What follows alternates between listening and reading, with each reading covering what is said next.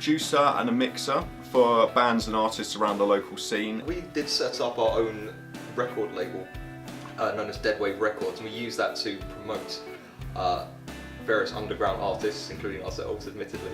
We play in a band, they're called Cult 48. Sometimes they can come to me with song ideas and I'll just help flesh them out. Or sometimes it can be from a full band that's already got the song, and then I just simply add the finishing touches with the recording and mixing process. We also put on various shows around Kent and the southeast, just to get music out there. You know, we played lots of local shows, played with loads of the other local bands, done other stuff up and down the country and things like that as well. It all kind of started in about like 2007, 2008 when me and a couple of friends started a band called After the Ordeal, and that was sort of the early days when we started playing local music venues and meeting other bands, and sort of noticed that there was quite a big community around it. Collectively probably about 300 years, and most of that's Mark, which is really old. Personally, yeah, I've been a long time, since I was a teenager, basically.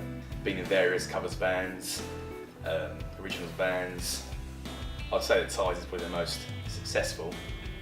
But yeah, just always been around the scene, whether it be with music or going to gigs, local festivals, photography work as well. Just always been around it, really. That's what I enjoy. Yeah. Age 15, I would have thought it was for me, so yeah, nearly probably the same. nearly 15 for me. years. Yeah. Yeah, 15 years. Yeah. Okay. I think the Cool, think about that.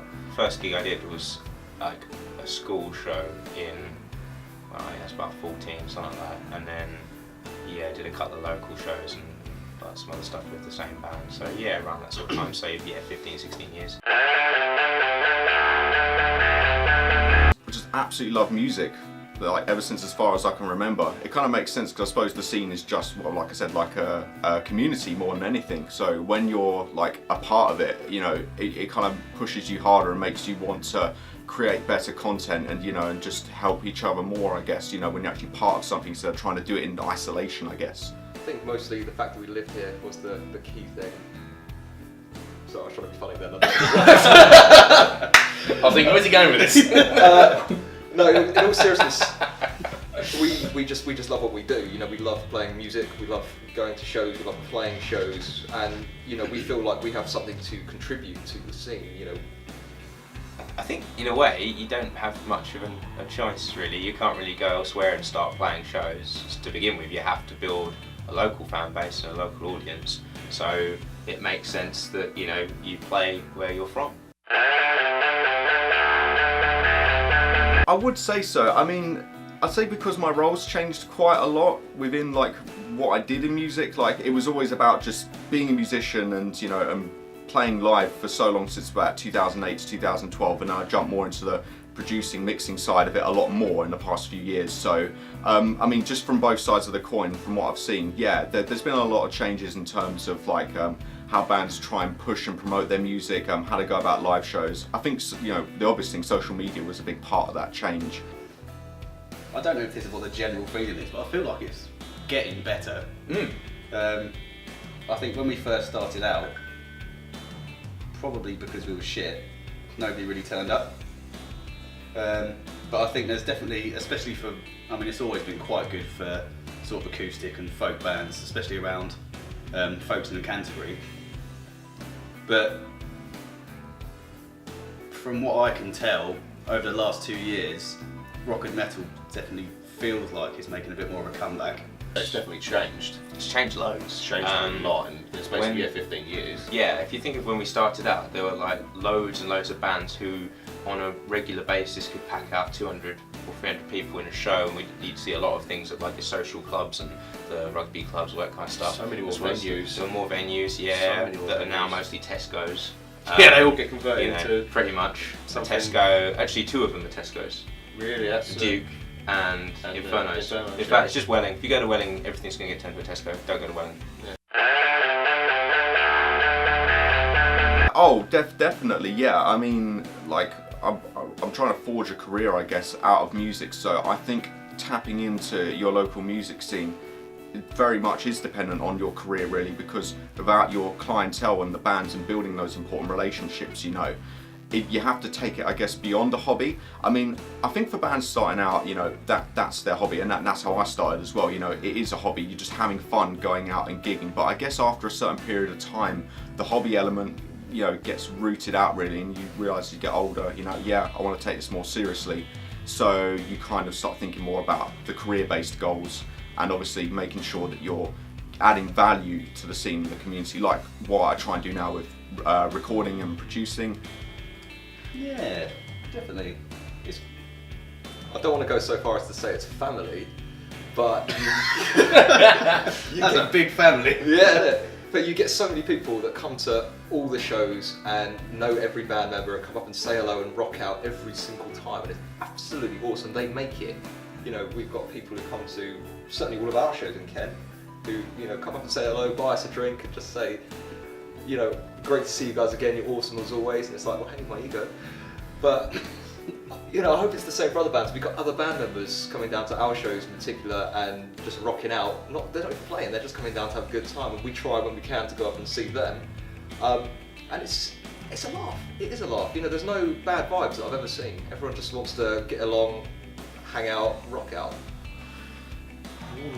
Potentially. Yeah. I think at the moment for a lot of people it will be a hobby, and that's fine, you know. But it's a lifestyle if you're fully into it, you're passionate about it, because obviously, you know, you're going to want to go to the gigs, see the local bands, help out promoters. You're having a good night. It's a social thing, you know. I think that's the thing that a lot of people are confused about when people are asked about whether they want to go to a concert, whether it's one of our own or a promoter's putting a concert on. You know, we don't have our begging bowl out. We're asking to come and have a drink and have a party, you know, have some fun, watch some bands. You know, it's entertainment for the night. You know, it's you know, it's trying to change that so there's less people staying at home and just having a drink at home or watching the football or whatever, having a relatively sedate, boring life, you know, nightlife, when they could go out and make loads of new friends and have a great night. If I was forced to pick one, I have to say when I was much younger, about 16, 17, about 2009 it was, when we had a chance to have a set from our bedroom beamed to Download Festival on the main stage. So Red Bull came with all the cameras and hooked up our live set, and they broadcast it onto the main stage screen.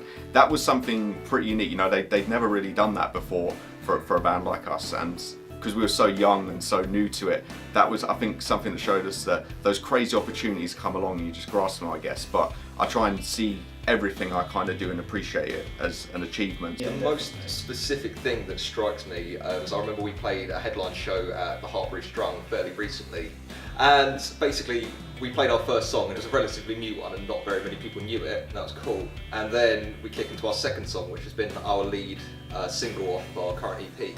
It's a track called December Nights, and I kicked that song off with, you know, a pretty cool riff, I think. And, you know, just to see this entire crowd's face just light up as I kicked into this riff was, I felt like a god, man. It was so cool.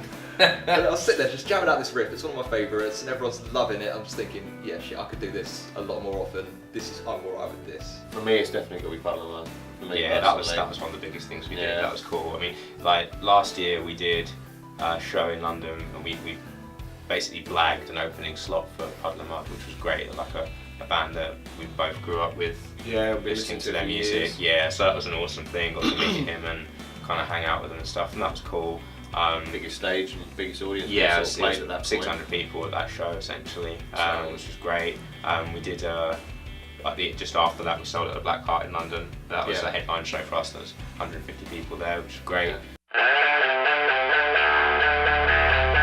Well, there was a point around like 2013 when I really started to take what I was doing with producing and recording, mixing all that, like a lot more seriously. But just starting out, I didn't have the space to kind of bring in bands and, you know, give that value back to my clients. And it was just kind of a roadblock, really. I remember just feeling very like stuck and stagnant, really, because I'd spent years learning like all the software and how to get it to fit together and how to make songs like sound good to my ears. But then when you can't actually, like, you know, tell bands like, cool, come record at my studio when there's no space, and sometimes improvising isn't you know, a real deal. I mean, in this room I can't exactly bring a drum kit in, but now I have a studio and I can take bands there. But back then I just remembered like feeling a bit lost, really, as in like, you know, didn't have it like anywhere to make it happen, and that just, you know, it was just like, just felt quite, you know, put me on a bit of a downer, I guess. Yeah. I wouldn't say I've had a worse moment in the scene. I've had sort of ones that have been a bit meh. I wouldn't really say we've had anything bad happen, really, to tell the truth. The only things that are really kind of Apart from shows where people don't turn up. Yeah, that's But that's a bit, you know, that's just, everybody's had that, isn't it, really? So it's not really a... The only times we've had shitty shows is when, you know, nobody's turned up, we've all had to be late because of traffic, you know, travelling long miles just to get to places, or when our gear breaks, which happens to me constantly. But most of the time, you know, you make the best out of whatever happens, and you can still have a good show even when shit's going wrong. For me personally, it's been the management. Just where we've paid out thousands of pounds. Like money that we've earned through jobs, and you know, just working so hard to try and further boost our career, but the people that we're putting the faith and money into are just sitting on it to cover their own backs and not doing anything in return for it. And that we've had that a few times where it knocks you back even further. You think you found the right person that's like, if you know what I mean, they're asking for a bit of money, but they're going to help us out. They're going to get us to somewhere we haven't been yet, and all we get back is, we've sent the emails, and that's there's the a lot of, I think the one downside of the industry as a whole is there's a lot of people like preying on the hopes and dreams of anyone in a band or anyone in that industry. I'd just say, like, I know it's a weird one, but try not to run before you've walked, really. I guess that you have to kind of feel out what kind of role you want to take on. I guess just within music and the scene in whole, you know, I had no idea I wanted to get into like producing and recording and mixing and all that, like back in 2008. I didn't, the process was quite a mystery to me, I guess.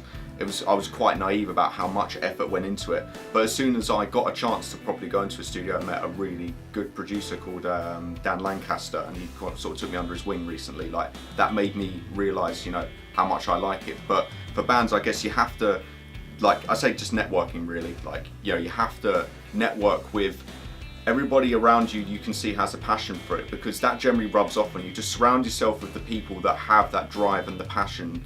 Cut out anything negative, really. The key thing that I would say is the only way you're going to get experience from being a band is by being in a band. I mean, even if you can only string 3 chords and a shitty little solo together, you know, go find yourselves, you know, a drummer and a bassist and just jam some stuff out. I mean, you can be shit for a little bit. I mean, you know, we're pretty tight now. Hopefully not for too long. Yeah, you know. I mean, I've been playing guitar since I was 11 years old, you know, it's more than a decade. I didn't get good overnight. I certainly wasn't a good musician even 5 years ago. Still struggling. Yeah, thanks for that. But no, the only thing that makes you better is by playing particularly with people who are better than you. Yes, definitely. Yeah, just be very cautious about, as I say, management. I think really look out for people like that. Yeah, you know what I mean? Your best bet is to kind of to you know, do a lot of it yourself. Really, networking, build a fan base. Yeah, talk to your promoters, talk to and your everyone venues, at shows, and other bands. Yeah, exactly. Don't be a dick. Like, yeah, it sounds really silly, but like, you might have a really good lead guitarist in your band. You might have an amazing drummer in your band, or a really good singer, or whatever. But that doesn't make you the next Avenged Sevenfold. It doesn't make you. You know, it doesn't even make you like the next Soil or something like that. Where, you know, you've got a long way to go. We've done a lot, and we're still at the bottom of the ladder. You know, it's like there's no point upsetting everyone in your local scene. No, be humble and networking. You need those people at your shows at the end of the day. You know, and you want everyone there to like you, for you to like them. Everyone needs to get on to be able to make something of it.